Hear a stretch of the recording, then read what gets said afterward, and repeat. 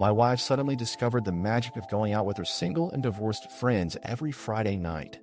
At first, I thought it was harmless girl time, but then she started wearing more makeup to the gym than she had for our anniversary dinner, and her phone turned into something guarded like state secrets.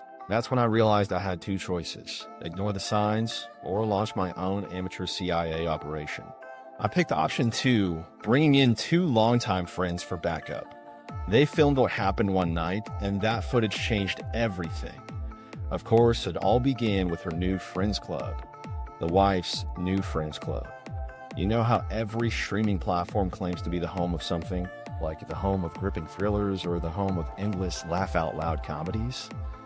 My wife's new circle of friends, the single and recently divorced crew, was basically the home of bad advice. Picture it like this: a group of women sipping cocktails, nodding emphatically at each other's stories, tossing out one-liners that sounded empowering in the moment but collapsed when you tried to apply them in real life. And the kicker? None of them ever had to prove their advice worked because they didn't have partners to test it against. It felt less like she'd joined a friend group and more like she'd signed up for a season pass to chaos. At the beginning, it didn't strike me as unusual. She'd mentioned grabbing dinner with the girls once in a while, and I thought it was good for her to have her own social outlet. But over the next few months, those occasional nights turned into a fixture. What used to be once every couple of weeks became an unspoken Friday tradition. I started noticing the pattern. Friday morning, she'd spend time laying out outfits. Friday afternoon, she'd do her hair or retouch her makeup. And Friday night, she'd head out the door without fail. If I suggested we make plans instead, it was brushed aside with, "I already told the girls I'd be there." It wasn't just a hobby anymore. It was part of her weekly schedule. What raised my eyebrows more was the sudden change in presentation. This wasn't a casual jeans and dinner kind of look anymore. She'd put together outfits that seemed ready for some big-ticket event: sparkly tops, loud heels, jewelry that shone under every light. And the destination for these fashion showcases? Chain restaurants and low-key bars. I couldn't get past the mismatch. She'd leave the house looking like she was stepping onto a red carpet, but end up somewhere that gave free chips and salsa with a drink order. It was a dissonance so obvious it almost felt like I was missing something larger. I noticed these things, but I didn't jump on them. I didn't want to become the kind of husband who polices social outings. Bringing it up risked sounding insecure or controlling, so I buried the unease. On the surface, I stayed casual. I asked how her night went, helped her inside if she came home a little tipsy, made small talk. But in my head, those details stacked up like unopened bills. The perfume I didn't recognize, the cigarette smoke that clung to her hair, even though she'd never smoked, her alternating moods after nights out, chatty one week, silent the next. It all sat uneasily with me. Every time I questioned the shift, I'd argue myself down. I leaned hard on the history we had together, convincing myself that years of trust made my doubts unfair or exaggerated. I told myself it was just a phase she'd burn, like when someone suddenly fixates on a new hobby. That reasoning let me put up difficult conversations, but denial only works for so long before the outline of something bigger begins to show. Each moment on its own felt excusable. Friends going out a little more frequently? Harmless. Dressing up? Compliment her and move on. Coming home late? Nights out run late? That happens.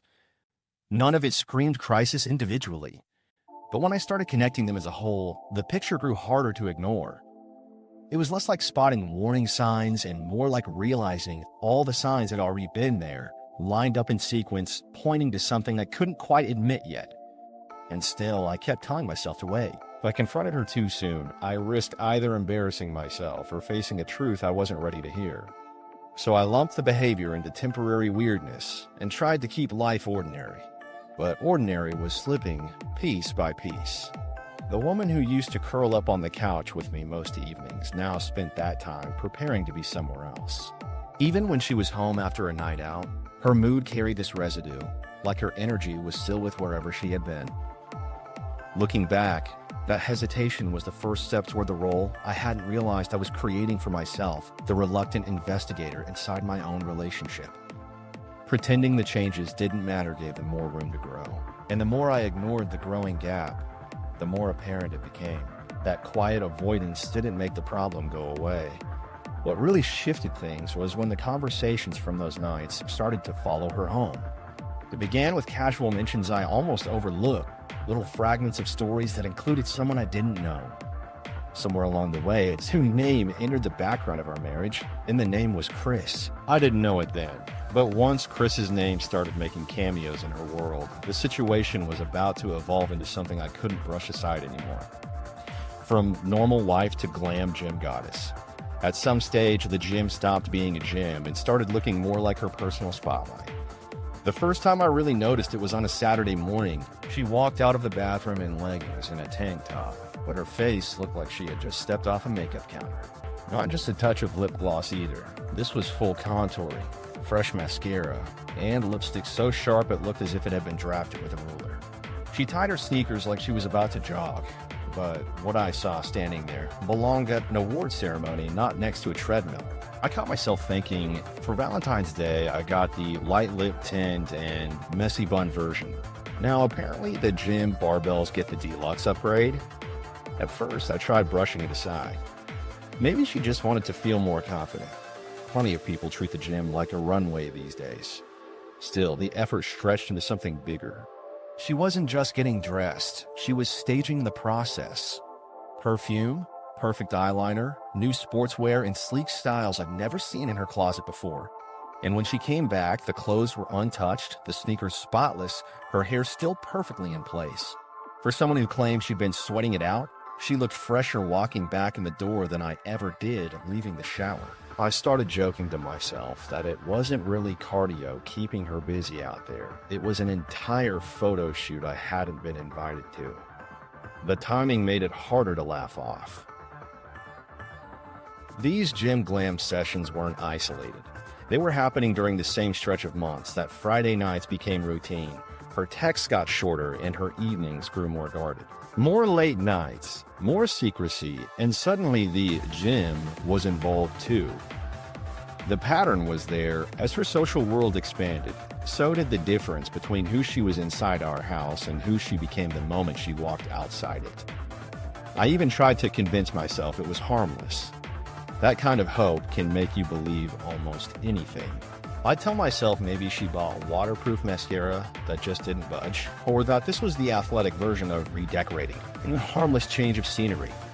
On the surface, those explanations worked for a while, but underneath I could see the cracks in my own arguments.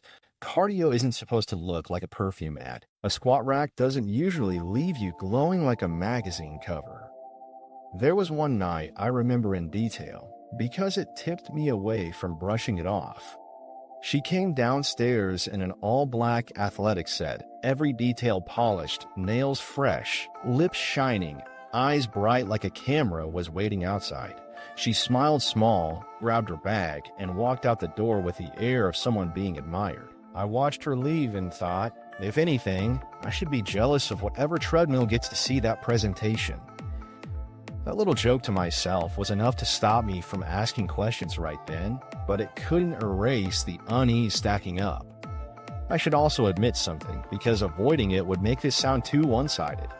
Around this time, I was buried in work. Long hours, late nights, and most of my mental energy stayed stuck on deadlines and stress. I wasn't showing up for her the way I used to. In hindsight, that context matters, even if it doesn't explain everything. The distance forming between us wasn't only about her choices. Part of it came from me being absent, even while sitting across the room. Still, whatever gaps I left, the way she filled them never sat neutral. Her workouts were polished to the degree most people save for celebrations. And every night she returned home with the same nearly untouched look, as if calories were optional and the only muscle really getting exercised was secrecy. The simplest explanation would have been growth in self-care or confidence, but the link to those new friends and the parallel drop in openness to me made it harder to chalk up as coincidence. The more I noticed, the more I pulled back. I masked concern with humor, pretending to poke fun at her new hobby instead of voicing resentment or fear. I told myself exaggerations. Maybe she had stumbled into a lifetime discount at a makeup store, or maybe gyms now doubled as beauty salons. The jokes made it easier to sit in denial, but they didn't soften the way my gut felt. As this routine settled in, I found myself waiting for the inevitable. Clue. Not proof, not confrontation, just something I couldn't look past anymore. Because by then I knew lip gloss at dawn wasn't just self-expression. It was a signal that something else was moving under the surface. And if the gym had turned into a runway, I couldn't help but wonder what other parts of our lives had quietly shifted roles too. That question only sharpened when I realized the changes weren't limited to appearance. The next signs weren't on her face or her shoes. They were in her hands. And what used to be the most casual object in our house suddenly became the most closely guarded. Password protection level, national security. Her phone habits shifted so suddenly, it was impossible not to notice. What used to be a shared tool in our house, a random gadget anyone might grab to cue a playlist or check a map, became something untouchable. There was a time when we'd exchange phones without thinking, but almost overnight, mine felt like a communal object while hers transformed into private property strung with invisible tripwires. The changes weren't subtle. A few months earlier, she had nothing more than a basic passcode, and half the time she forgot it and had to re-enter. Then one day, I saw her tapping a new series of digits, different, longer, deliberate. Soon after, she added the kind of lock sequence that made unlocking look like finger choreography. What once opened with a swipe now required steps so precise it reminded me of a vault code. She angled her body away as she tapped, shoulders curving, screen tilted carefully out of my line of sight. It was an everyday motion shaped into a shield meant to keep me out. From then on, the phone was no longer on the coffee table, the kitchen counter, or left charging in the living room while we watched TV. It stuck to her side constantly, in her pocket or gripped in her hand. If she did set it down, it was face down, ready to flip back over the second anyone walked by. Once, I reached for it just to connect something to the TV, something we had always done before, and the reaction was immediate. She pressed it tight to her chest, forced a quick laugh, and mumbled something about checking a message before I could even touch the screen. It was such an exaggerated move that it felt staged, like a reflex rehearsed for exactly that situation. It wasn't one isolated moment either. Patterns began stacking. If she got a notification mid-conversation, she'd leave the room before answering. If I asked, casually, who she was chatting with, she'd shift into silence, eyes down, scrolling without response. Twice, I walked into a room faster than she expected and saw her thumb dart across the screen, locking it out before I was close enough to notice anything. It was instinctive, like a goalkeeper blocking a shot. Fast, practiced, and oddly defensive for simple texting. At first, I tried to convince myself it was just growing privacy. People like their digital space guarded, right? But that explanation withered when I compared it to the woman I had known for years. She used to tease me about my lack of security. You don't even lock your screen. She'd laugh. And now here she was, acting as though a single mistyped glance might expose classified material. The role reversal made no sense, and the more she doubled down, the harder it became to rationalize. One evening still sticks with me. We had finished dinner, and she usually streamed something from her phone onto the TV. I reached for it, just following old routine, and the reaction was instant. She darted up, snatched it before I touched it, and clutched it in her palm like someone had tried to rob her. I stood there awkwardly, hand half extended, while she forced a small laugh and muttered about needing to check something first. That little exchange did more than surprise me. It underlined how far we had shifted from what was once ordinary. That wasn't protectiveness, it was guarding. I caught myself imagining exaggerated scenarios to cope. Like if she ever misplaced her phone, black SUVs would pull into the street while agents in suits secured the area. Or that the thing had a self-destruct timer if I pressed in the wrong code. These weren't serious thoughts, just ways of expressing to myself the sheer absurdity of how guarded she had become. The sharp truth was much simpler. Her secrecy was no longer casual. It was deliberate. Over time, I noticed her nighttime routine had quietly twisted into something different. While I lay in bed, I'd hear faint taps under the blanket of silence, a soft glow of light against the wall. And instead of facing me, she angled away, shoulders turned, forming a literal barrier.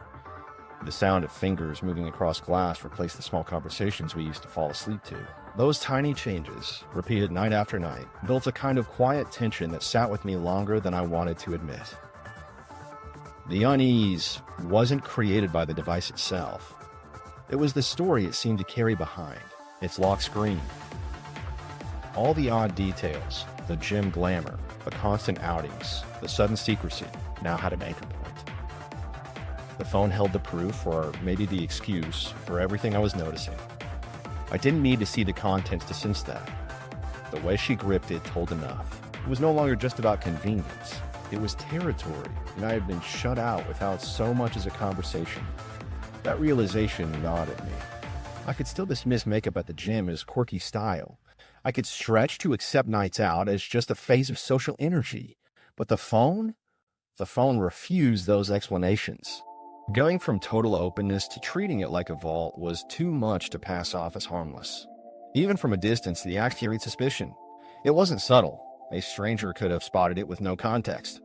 I kept circling back to the question I wasn't willing to ask her outright. If there was nothing buried in that phone, why lock it down so tightly? Maybe there were explanations, innocent ones, but every beat of her behavior made those explanations harder to believe. And each time I swallowed the concern and stayed quiet, the space between us grew. Still, confronting it directly felt like walking into a storm without an umbrella. I wanted clarity, but I also feared what clarity would deliver. So instead of demanding answers from her, I found myself wondering about quieter ways to get them. If the front door to the truth was barred, maybe I needed to look for a side entrance. That thought wasn't natural for me. It felt out of character, but her actions had drawn me to it step by step, which is why those moments with the phone soon connected to a larger decision. I couldn't keep laughing off late-night typing or pretend guard dog level passwords were fine. Something had to prove whether my suspicions were paranoia or reality. I didn't move right away, but the seed was planted. If she wasn't going to open the door to me, maybe I had to start finding my own way toward the truth. And it wasn't long after that the next clue surfaced, not locked behind a code, but spoken out loud, casually enough to catch if you were in the room at the right moment. That's when her friends' voices started creeping into the story. Their one-liners drifted from harmless chatter into something sharper, and the tone struck me harder than I expected. The friends' pep talks of doom. There was a clear difference between casual friend chatter and what I started overhearing. Normal conversations, the kind you might half catch when someone's on speakerphone, usually stay harmless. Complaints about work, talk about a TV show, maybe an opinion on what shampoo actually works. But this wasn't that. The lines drifting through our living room sounded rehearsed, like little slogans meant to guide her somewhere without ever spelling out the destination. One in particular stuck with me. I was walking past while she was on FaceTime with Mia, one of the louder voices in that group, and I heard, "If he's not giving you the attention you deserve, then you should find it somewhere else." My wife quickly shushed her once she noticed me in earshot, but the line hung in my head. It wasn't casual gossip. It wasn't encouragement to speak up in the marriage. It was a direct nudge toward looking outside it. And this wasn't just Mia throwing out reckless advice in the moment. The group had something in common. They were all either divorced or single, and each of them carried a certain bitterness toward relationships. Mia especially.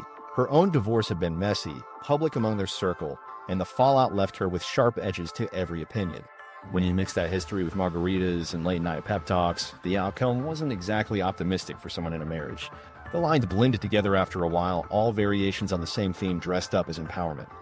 I remember another one. Sometimes you've got to live for yourself. Stop worrying about anyone else. My wife repeated that phrase like a mantra in the weeks that followed.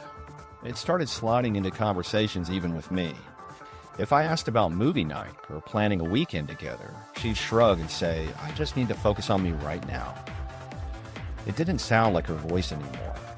It sounded like a recording of her friends, looping their advice through her mouth. I tried laughing it off at first. The language was so dramatic, it felt like audition dialogue for a reality show confessional.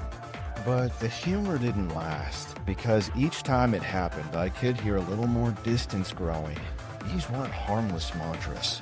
They functioned like slow-burn suggestions, persuasive in their vagueness, dangerous in their simplicity. When someone repeats, "you deserve better" enough times, eventually the listener defines better as whatever gives them a short-term thrill. And in this case, it was being framed as permission, not caution. The irony struck me daily. Here were women who couldn't maintain steady relationships of their own, standing on imaginary pedestals offering wisdom to someone with a 10-year partnership. None of them had the credibility, yet all of them carried the confidence to dish out cures. It was like watching a group of people who never passed a swimming test instructing someone else to jump in the deep end without a life vest. Their words carried the cadence of authority because they were repeated often, but the substance collapsed with one poke of logic. What made it worse was the secrecy layered over it. Anytime I happened to enter a room, the voices dropped. Conversations cut short mid-sentence. What I caught felt like leaks from a closed meeting. Clues that something was being drawn up behind my back. Not lies, not yet, but groundwork. And it's hard to sit across from your spouse on the couch knowing the opinions of friends you barely know are echoing louder in their head than your own voice. The simplest way to describe it is this: those pep talks took her halfway out of our marriage without her physically stepping anywhere. Emotionally, she was already rehearsing a new script. That's what gnawed at me more than anything, the realization that I wasn't even competing against another person yet. I was up against catchphrases repeated by friends who thrived on chaos but disguised it in self-care packaging. My internal reaction spun between frustration and unease. Frustration because their advice wasn't thoughtful, it was reckless. Unease because I could already see how those lines would justify almost any choice she wanted to make. They functioned like blank permission slips. Don't settle. Focus on yourself. Deserve what you need. Each one an empty container she could pour anything into, even betrayal, and still feel validated by her circle. That FaceTime moment with Mia, the "find it somewhere else" line, was the one I couldn't let go of. I replayed it in my head more than I care to admit. She brushed it off when I later asked, said it was just silly girl talk, nothing serious. But the speed at which she shushed Mia told me it wasn't meant for my ears. If a line is harmless, you don't scramble to shut it down the second your partner hears it. That gave me more truth than her excuses. Here's what I realized. Words don't have to be knives to cut. They can be shallow, messy, imprecise, but still sharp enough when repeated often. Those pep talks weren't about clarity or growth. They were slowly carving space between us, piece by piece. And every time I heard one, I understood more plainly that I wasn't just imagining things. Something was changing, and not in my direction. If their advice had stopped at "take time for yourself," maybe it could have passed as benign. But paired with the secrecy, the new routines, and the defensive reactions, it turned into a rhythm I couldn't ignore. I wasn't losing ground to a sudden wave. I was being edged out bit by bit through slogans she swallowed whole. And yet, for all the frustration I felt toward those friends, I also knew they weren't the full story. Their lines set the stage, but something else was waiting just off screen. It wasn't enough to sense the drift. I needed to find out if those vague mantras were feeding into something concrete. That suspicion lingered in the air, heavier each time I caught her echoing them. And soon, I didn't have to wonder if those pep talks were hypothetical encouragement. I began to see where they were pointing her towards someone who suddenly had a name, a face, and far too much presence in our conversations. The first signs of another guy. It started with a small slip, the kind you might almost miss if you weren't already paying attention. One evening at the kitchen table, she was scrolling on her phone, half talking to me about something else when a new name appeared in the conversation: Chris. On its own, it sounded harmless, just another gym acquaintance, according to her. But the way she said it told me more than the words themselves. There was a slight lift in her tone, a brightness she hadn't used when mentioning anyone else in months. It was subtle, but unmistakable, and the contrast lodged itself in my mind immediately. Over the next couple of weeks, his name kept surfacing with this same casual drop, like I should already know him. Chris showed me a new exercise, or Chris says most supplements are a waste of money. Never a last name, never any context. Just Chris, floating into conversations as though I was expected to be part of the fan club. And it wasn't just the frequency, it was the delivery. A normal acquaintance might warrant an occasional reference. This was different. She spoke more lightly, with a kind of energy that hadn't been directed at me in a long while. That made me pay more attention. When I compared the tone she used for his name to the way she spoke to me, the gap was undeniable. With me, our exchanges had grown reduced, bland, requests about groceries, reminders about chores, small practicalities. But when she said Chris, her voice warmed, like his name carried a secret punchline I wasn't in on. She wasn't just relaying information. She was reliving a private joke or memory, and the smile on her face gave away more than she seemed to realize. One name, 3 or 4 syllables depending on how she stretched it, had become its own shift in atmosphere whenever it passed her lips. I wanted to believe I was overthinking it. Not every new person in someone's life is a threat. Still, the pattern was hard to ignore. The more I listened, the more it felt like Chris was quietly moving from the background to the center. He wasn't just another gym buddy, he had become part of her daily vocabulary, and that spoke louder than anything else. Eventually, I decided to ask. One evening, I kept my voice even and said, "So, who's Chris?" Her reaction was sharp, immediate. "He's just a friend from the gym," she answered, clipped and annoyed, like the question itself had crossed a line. But it wasn't just the words, it was everything underneath them. Her shoulders tensed, her eyes darted aside, and the speed of her defense sounded rehearsed. The word "just" was packed so tightly that it almost sounded panicked. What followed was even more telling. Within seconds, she moved the spotlight off herself and onto me. She hit every defensive line in the book. "You're overreacting. You're paranoid. Don't you trust me?" She wielded those questions as if asking them proved her innocence. Instead, they only confirmed the opposite. If it had been nothing, if Chris was exactly what she claimed, the explanation could have come easily. Instead, my simple curiosity became proof, at least in her framing, that I was some jealous husband looking for control. That shift didn't calm my suspicion, it amplified it.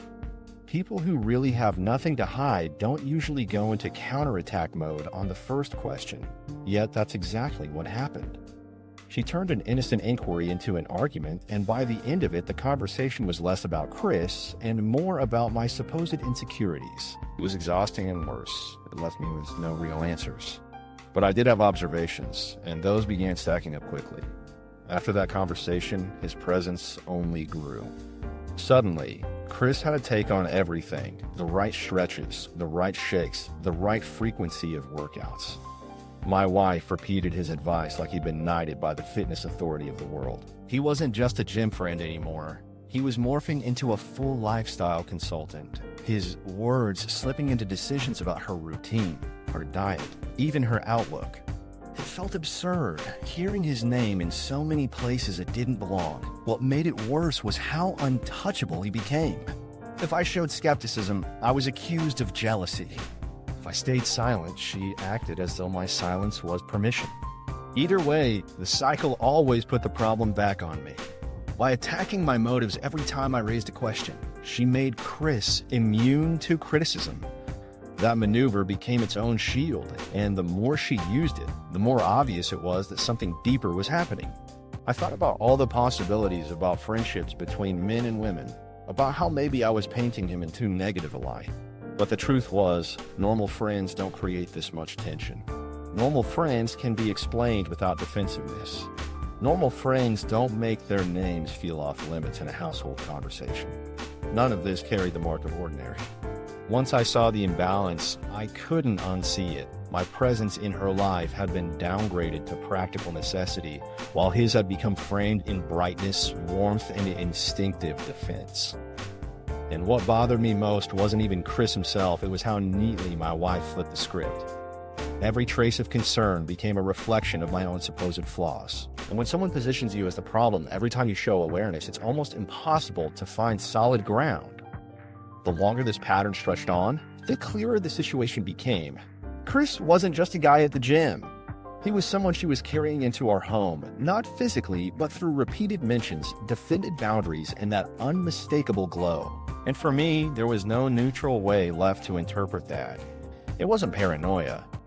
It was the recognition that my marriage had developed a third presence.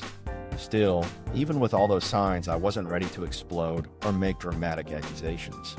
I wanted to try handling it like an adult, without sarcasm or shouting. If there was still room for clarity, I was determined to try to find it. I rehearsed what I would say, how I could stay steady instead of defensive. Because if I just let his name spiral in my head, I would lose either way. I needed to know how she would respond when I chose calm over confrontation. And that's where the next shift came, not in gems or in passing mentions, but in the moment I tried to bring all that unease into an actual conversation. Failed attempt at a serious talk. I thought the adult thing to do was to sit down and have an honest conversation.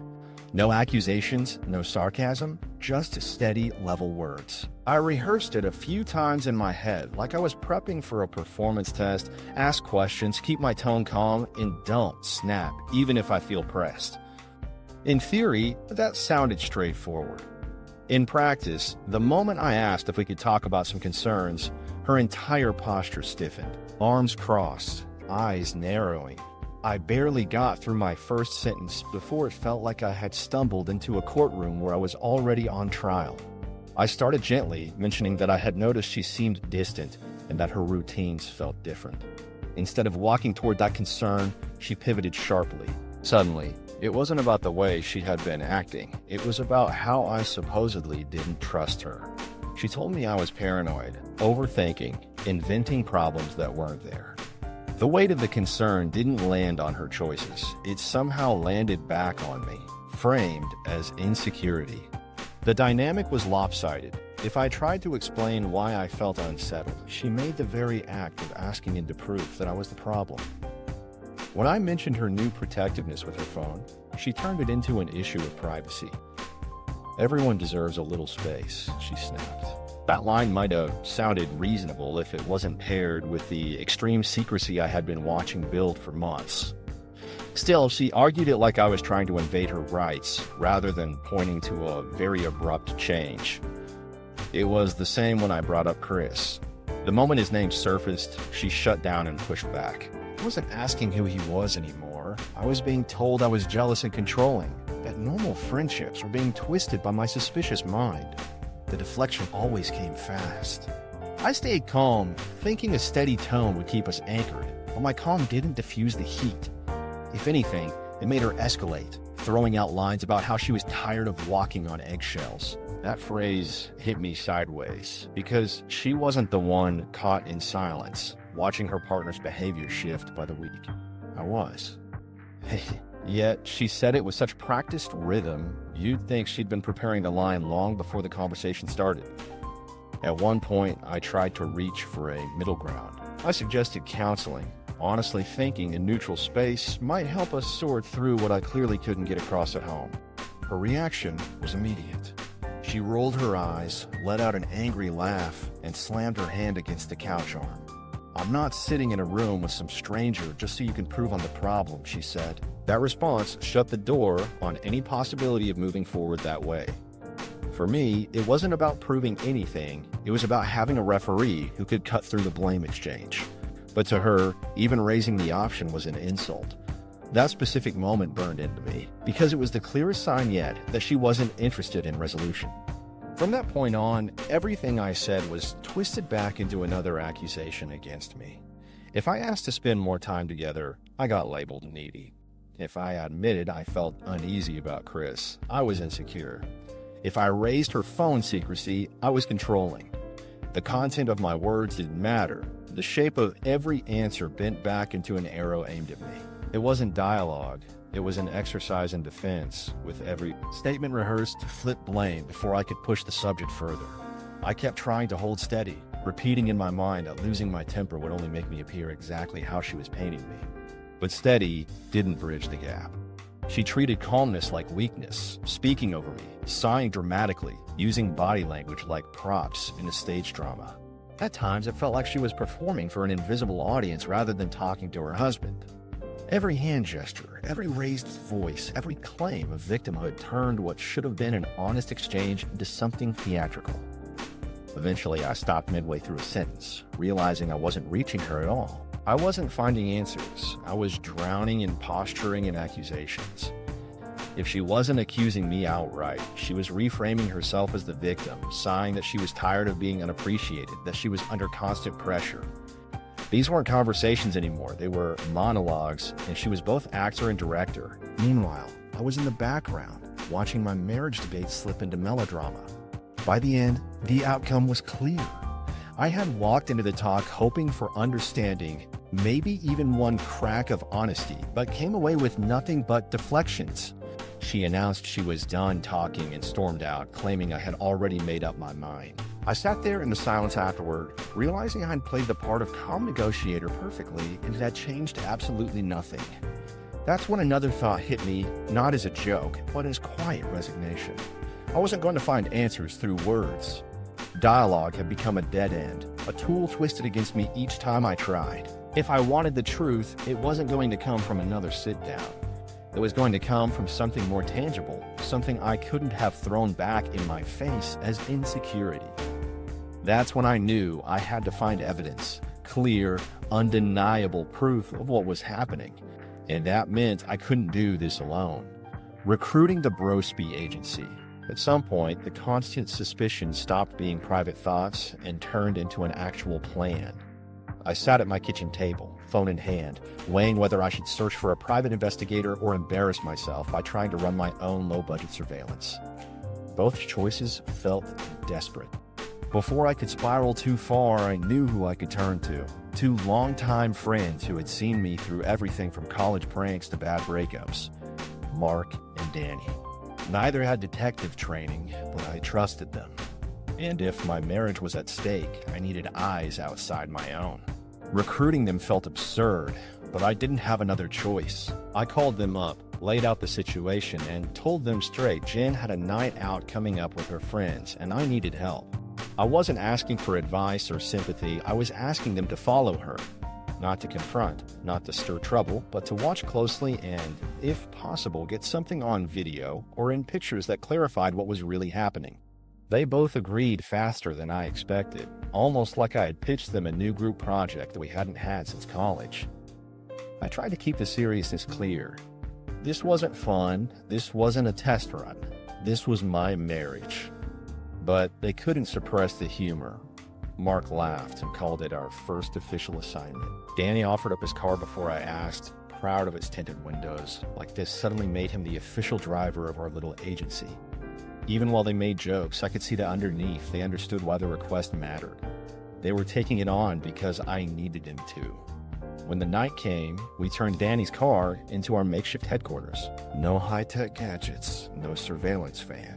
Just three grown men, hunched down in hoodies, camped in a parking lot like we had no idea how suspicious we looked. I sat quietly, nerves eating away, while Mark leaned against the dashboard, whispering fake military callouts. To him, the whole thing was entertainment. To me, every small sound of the club door opening made my stomach seize. The rhythm inside that car was strange.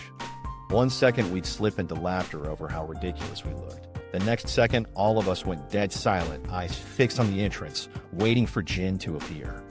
I held my breath each time, bracing for something I didn't want to see. When she did finally arrive with her friends, she was dressed like she had somewhere important to be. To anyone else, it was just glamour. To me, it was a reminder that she didn't put that kind of effort in for me anymore. My chest tightened, but I stayed focused. The point of the night was proof, not emotions. Mark was in charge of the recording, awkwardly leaning sideways with his phone raised, trying not to look like he was doing exactly what he was doing. Once, he whispered proudly that he had nailed a cinematic zoom. Watching him fumble through angles would have been hilarious in any other scenario. Here, I forced myself not to laugh, because one wrong move could have ended the entire effort. Danny had his own slip. At one point, he rolled the window down halfway, insisting he needed a clearer shot. Within seconds, a bouncer noticed us and stared hard across the lot. Danny froze, then stammered out some excuse about us, waiting for a friend. The window rolled back up, tension filled the car, and the three of us sat without saying much for a while. If we got caught, it could have turned into something messy. But somehow, the situation held, and we stayed where we were. As the night went on, our level of professionalism never improved, but their dedication did. Danny quietly sipped his gas station coffee, eyes trained on the doors like a soldier on patrol. Mark whispered commentary that made me grip my teeth, but also somehow eased the pressure building inside me. For hours we sat there, waiting, recording what we could, trying to catch small clues that piece together the truth of her night.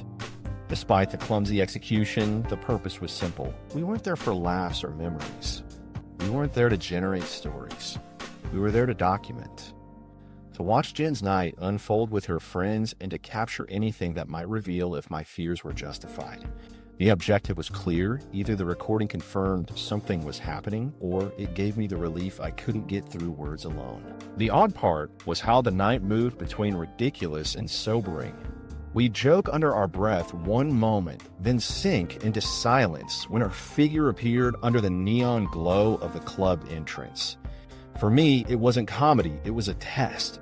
Each time she laughed with her friends, each time she leaned close to someone, my heart dropped lower. Around me, Mark and Danny filled the silence with humor to cut the nerves. I didn't stop them. In a way, their joking was holding me together when seriousness alone might have pulled me apart. By the time the night ended, nothing explosive had happened in front of us. She came with them. She left with them. Outwardly, there was nothing that looked damning, but I knew the videos Mark had captured would tell more than my distracted eyes had. The night wasn't about live results. It was about playback. What the footage might show later became the real weight of the operation. Driving home, I sat in the passenger seat, staring out the window, unsure whether I felt better or worse. Mark chattered in the back about how we pulled off Mission 1. Danny made cracks about how we should design an agency logo. I stayed quiet. The humor didn't reach me anymore. All I had was the looking back part, the recordings frozen on Mark's phone, waiting. Nothing earth-shattering had unfolded in the moment. The absurdity of the operation had carried us through without breaking. But as I got out of the car at the end of the night, one truth stayed with me. Whatever comedy came from the Stakeout, the choice to record it meant there would be no pretending anymore. The next step wasn't guessing or questioning. It was pressing play, and I wasn't sure I was ready for what that screen might reveal. Footage that breaks the illusion. Mark and Danny handed me the phone like it carried a verdict, not a video. I remember staring at the screen for a second before pressing play, the glow of the display sharper than the room around me.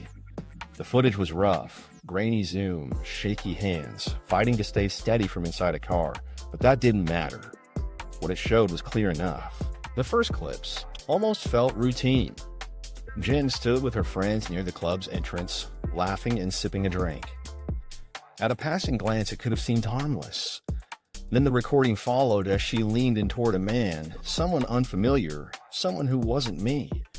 She angled her face close, twirled her hair while smiling, and rested a hand lightly on his arm. Even muted, with the music drowning everything, her body language told me this wasn't casual small talk. I had been with her long enough to recognize the look, and it wasn't the kind you use with strangers. The next shot pulled closer, shaky, but focused enough that details came through. Her left hand caught the light as she lifted her glass. My eyes went there instantly because something was missing. The gold band she had worn every day since our wedding was gone. In its absence, the hand looked bare, deliberate, as if she had scrubbed away the symbol before stepping out into the night. That single frame hit harder than I expected, like proof she had already chosen the role she wanted to play before she ever reached the club. Then came the moment that ended any room for doubt. The man leaned forward. She didn't hesitate. On the video, their faces closed the distance until they were pressed together, kissing in plain sight. It wasn't a quick touch, not a passing gesture misread on camera. It was unmistakable, drawn out, open. In one frame, suspicion gave way to fact. Jen wasn't just flirting. She was making out with another man in the middle of a crowded room. I barely heard my friends mutter a quiet dude in the background. The video itself filled every corner of my attention. Bad lighting, low quality, a lens struggling to focus. It didn't matter. The scene burned into me all the same. Months of arguments, gaslighting, and second-guessing evaporated in seconds of pixelated footage. There it was, undeniable. Strangely, nothing escalated beyond that. Mark and Danny kept filming, and what they confirmed later matched what I saw on screen. After the kiss, she kept dancing with her friends. The guy faded back into the crowd eventually, and she didn't leave with him. The others did their thing. One of her friends, Tara, even slipped out with a different guy not long after. Jen, though, stayed until the end and left with the same group she came in with. That fact didn't soften anything for me, but it did place the reality in perspective. She hadn't run off, hadn't disappeared into the night with someone new. What she did was still a betrayal, but its shape was clear: thrill, ego, acting single for a few hours. In some ways, that clarity hurt more. If it had been about leaving with him, it might have suggested some larger shift, as if she wanted to replace me altogether. But watching her laugh and rejoin her friends afterward told me this wasn't about building something new. It was about escaping what she already had. She was chasing the validation of being wanted, discarding her ring along with her restraint, and then returning to the safety of her circle as if nothing significant had happened. My stomach stayed heavy while the video looped back to its start. The shaky zoom and muffled audio almost made it absurd, like some low-budget imitation of a reality show. But there was nothing entertaining about it when it was my life on the screen. Seeing her kiss that man so openly left no room for interpretation. It was betrayal caught frame by frame, bare finger and all. I kept watching, rewinding, pausing at the clearest points as if looking longer might offer an alternate answer. It never did. Every time I reached the part where her face met his, the same sharp jolt shot through me. My chest sank at the sight, my mind repeating the same simple thought: this is real. She chose this. She wanted this. Mark and Danny sat nearby, quiet now, their earlier humor gone. They didn't need to explain anything. The video spoke louder than words. Eventually, Mark cleared his throat and said, almost apologetically, she didn't leave with him. We stuck around until the end. She left with her friends. It was the truth, but it didn't fix anything. Cheating doesn't require an exit into the night. Sometimes it takes place right under the strobe lights in full view and then dissolves back into the dance floor like it never happened. Proof changes everything. Suspicions can be buried, reasons invented, excuses rehearsed, but a recording strips all of that away.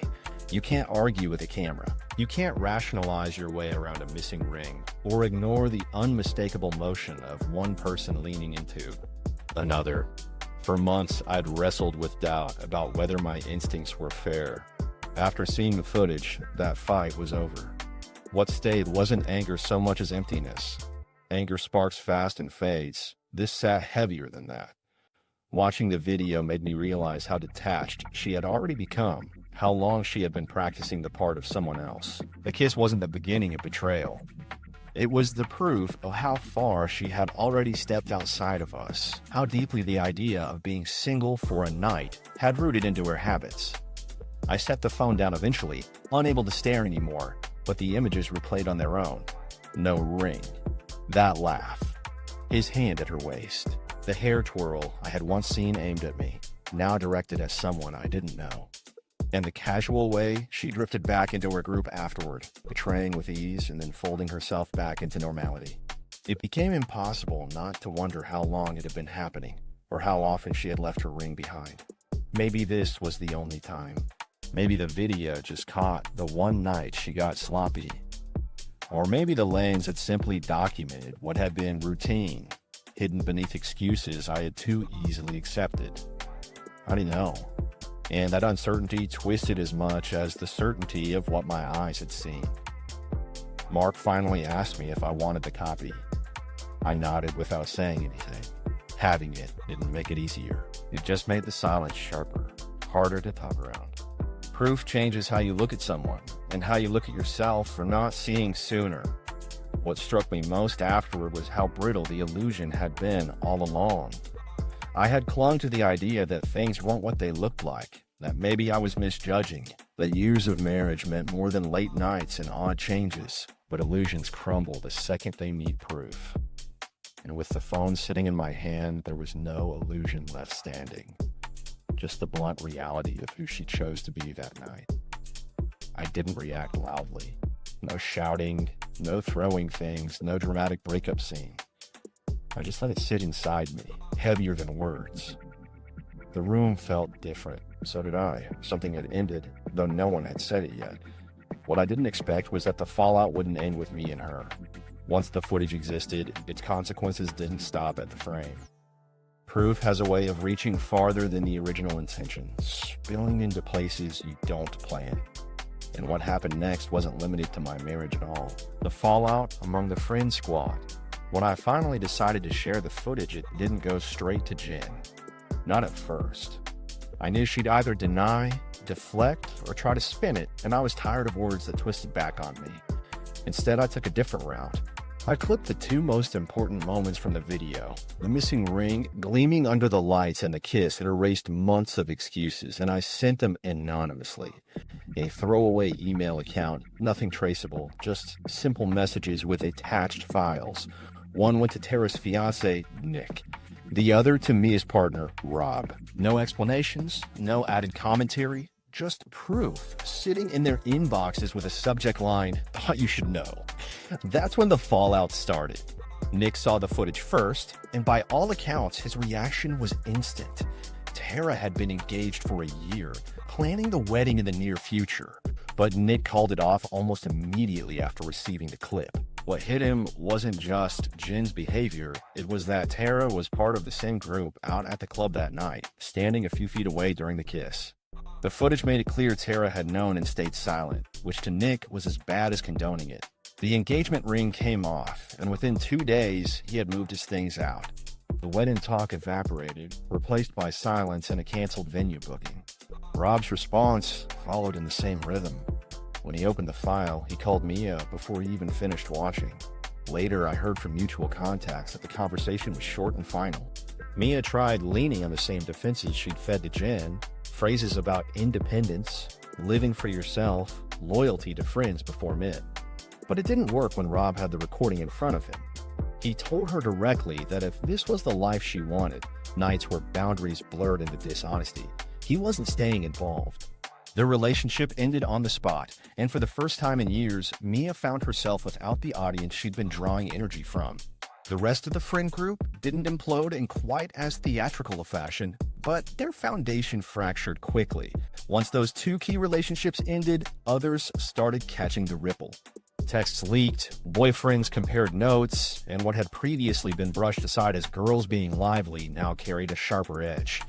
The women who once sat together trading mantras about self-worth and freedom suddenly found themselves fielding questions from their partners about what really went on during those nights out. And most of them didn't have answers that satisfied anyone.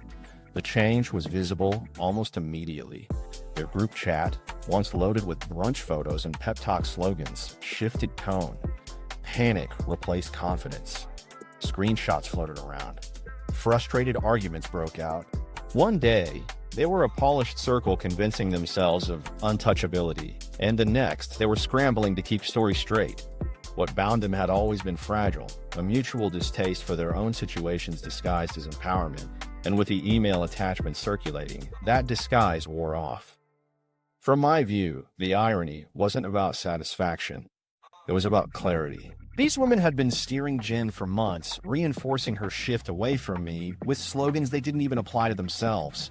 And the moment accountability touched them, their bond cracked under pressure. Tara wasn't planning a wedding anymore. Mia wasn't in a committed relationship.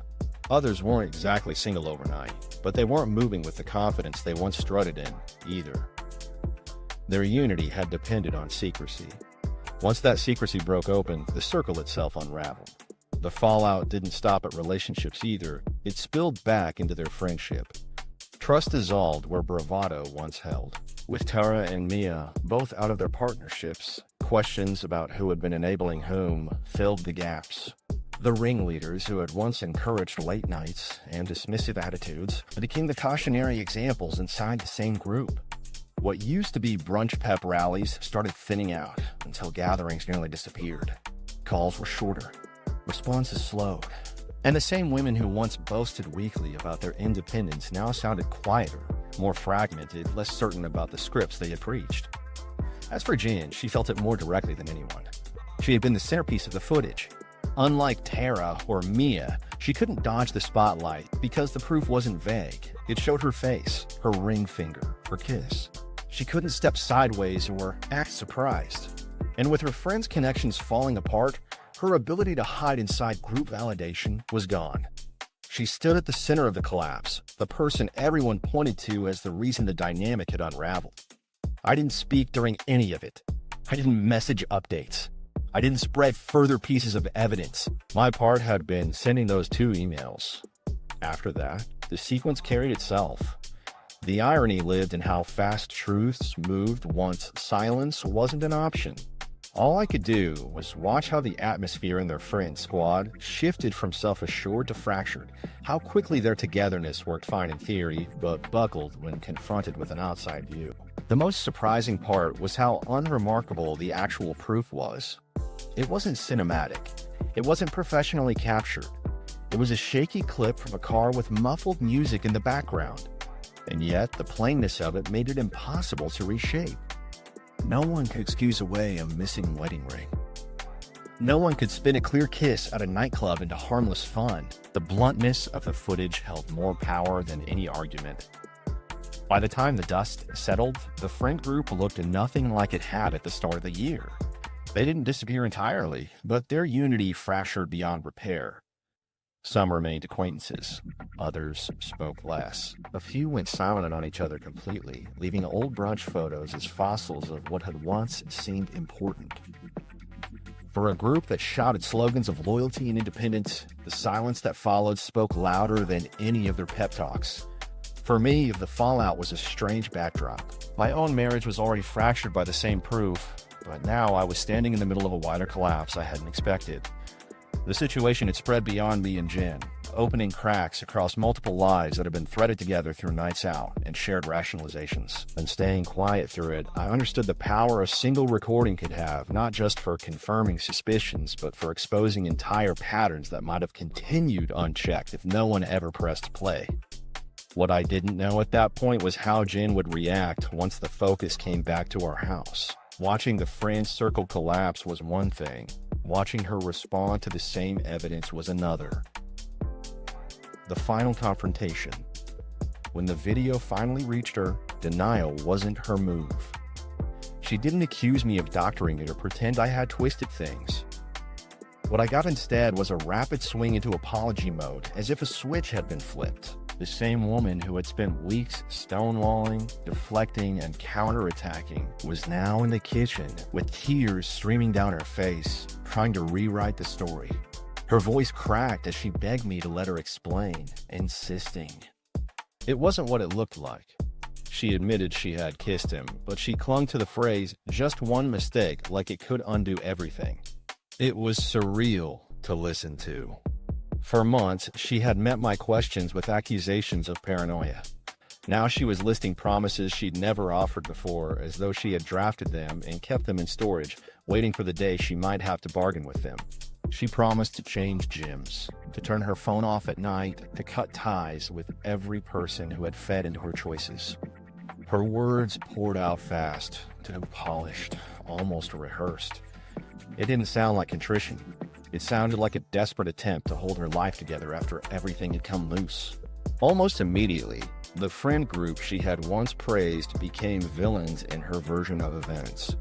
The women she'd called her support system 3 weeks earlier were suddenly portrayed as manipulators, toxic voices who steered her astray. She said they pressured her. She said they filled her head with talk until she stopped hearing herself. She leaned hard on Mia's divorce, claimed the pep talks weren't encouragement but persuasion. Every decision, nights out, secrecy, the removed wedding ring, was repackaged as if she'd been dragged into it rather than stepping into it herself. I stood there and let her talk, but the logic fell apart as quickly as she spoke it. If those friends were really the villains, why had she so fiercely defended them? Why had she echoed their catchphrases back to me? laughed with them for hours at a time, shut me out on their behalf. The truth was clear. They might have encouraged, but she had still chosen. No one forced her to slip her ring off her hand before heading to a club. No one made her lean into a man and kiss him in full view. That wasn't manipulation. It was active choice. Watching her bury herself under excuses only confirmed what I already knew. This wasn't something we could repair. The kiss wasn't an isolated slip, even if she insisted it was. To me, it sat at the top of a long chain. Late nights that became habit. Privacy that became secrecy. Phone habits that turned into defense mechanisms. Friends who cheered her on while she drifted further. All of that had been rehearsals, and the filmed kiss was the performance. Trying to frame that final point as a single misstep ignored everything that led us here. I didn't shout. I didn't throw words back at her. I just listened long enough to recognize the pattern. Every promise now, every threat to erase her circle, every plea to start over, those were words she could have used months ago before secrecy became our default. If she had wanted reconciliation, it lived in the chances she rejected along the way. By the time the footage sat in my pocket, we weren't in the middle of a fight that could be patched. We were standing on the empty floor where trust used to be. She grabbed my arm, sobbing, insisting she'd prove she was serious, that she could change overnight if it meant saving us. And maybe she believed herself in that hour. Maybe she sincerely wanted to wipe everything away. But sincerity after evidence doesn't reset the counters. A marriage can't balance on the idea that this time the promises will stick, especially when the foundation already collapsed beneath them. Whatever she offered me wasn't a new beginning. It was a plea not to lose what she still depended on. The strangest part was the calm that settled over me while she spoke. For months, I had wrestled between suspicion and doubt. I wasn't deciding whether to keep trusting my instincts. The video made the decision for me. There was no fire left to argue about. What she called a mistake was the same thing I called proof, and proof doesn't get unwritten by tears. Walking out of the haze into clarity didn't feel dramatic. It felt practical, like cleaning up something that should have been handled earlier. So, as she cycled through her rehearsed lines, I said what I needed to. It was done. No raised voice, no ultimatum dressed up in anger. Just a plain statement with the finality it required. I told her she needed to pack a bag and go stay at her parents' house. She shook her head furiously, begged me not to say that, but I repeated it. The house wasn't neutral anymore. The air between us wasn't reparable, and dragging it out wouldn't rebuild what had already broken. She protested, trying to soften the outcome even as she grabbed handfuls of clothes from our closet. She kept saying it didn't have to end like this, that it could be different, that she still loved me. I didn't argue. I didn't need to. I told her to stay at her parents' place, and I added that I would be contacting a lawyer in the morning. That was the one thing she didn't have a defense for.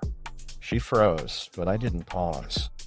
I said plainly that divorce was where this was heading, and pretending otherwise would only keep us locked in the same loop. Her sobs filled that small silence, but my decision didn't move. She left that night with her bag, promising one more time she would change if I gave her a chance. I stood there in the doorway, and all I could think was how often I had waited for signs that never arrived. Now, the final sign had been delivered, recorded, undeniable. The marriage ended not in screaming, not in chaos, but in simple clarity. After she drove away, the house felt still. No more secrecy, no more debates disguised as conversations. It was over, and naming it didn't feel like grief so much as release. All those months of doubt, all the second guessing, had finally closed into a decision I could stand on. And as strange as it sounds, the calm told me more than the chaos ever could. Because once proof replaces suspicion, there's no reason to keep living like you don't already know the ending. In the end, the whole story played out less like a marriage and more like an unplanned spy operation with the worst possible reveal. What started as gut instincts turned into surveillance video, and that video cut through every excuse. The facts now are straightforward. I have the footage. She admitted what happened, and I've already told her we're heading for divorce. That's the reality. No spin left. So here's my question to you. If it were your situation, would you confront directly, hire a professional, or just walk away without proof? Drop your thoughts below. And if you found this story gripping, hit like and subscribe.